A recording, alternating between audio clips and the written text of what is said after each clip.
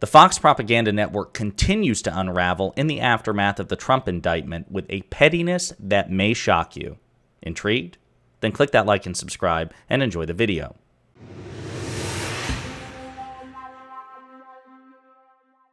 All right, folks, the Fox propaganda network is not doing well. They are not well. They haven't been well in some time, particularly, I think, since Donald Trump really assumed power within the Republican Party.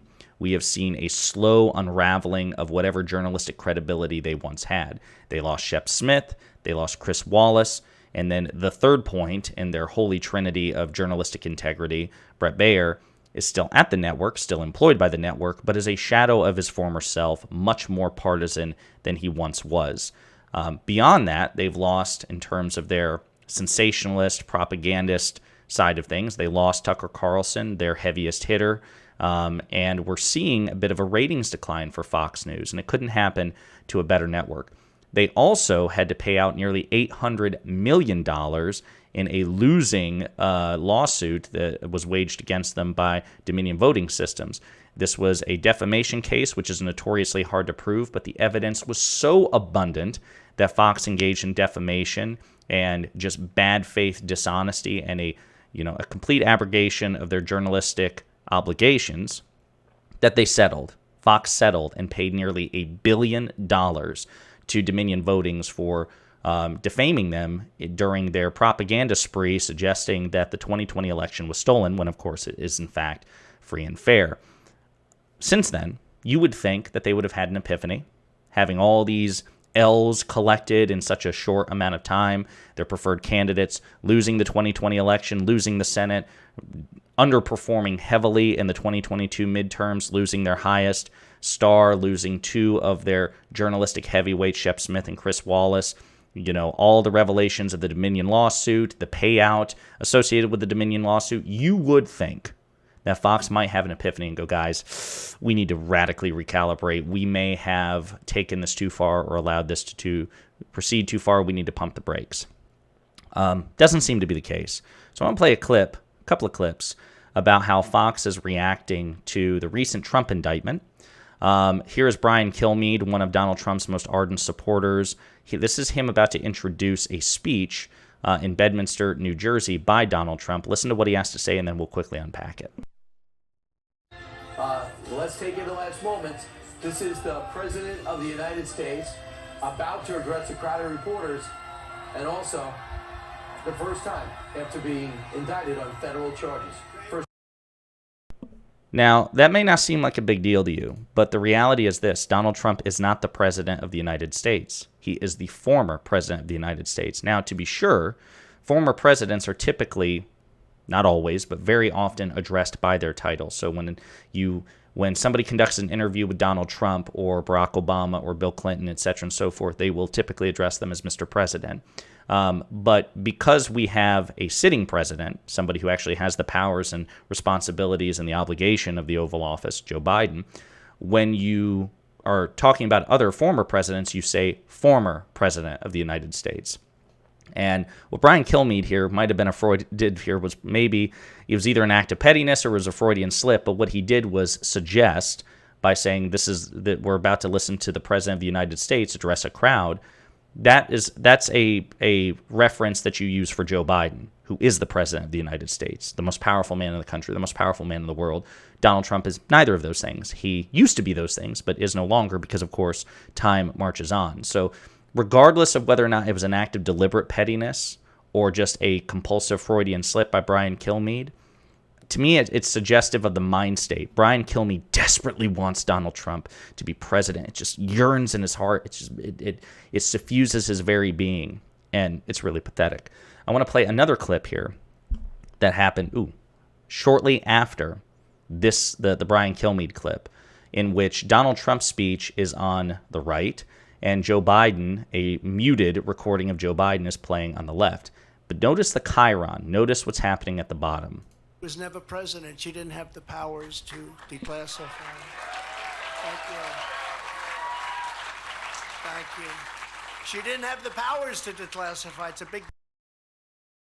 So as you can see in the bottom part, referring to President Biden, a wannabe dictator speaks at the White House after having his political rival arrested. They referred, this is on Fox News, not some sort of subsidiary, not even on Laura Ingraham. This is at the end of the 8 p.m. hour leading into 9 o'clock.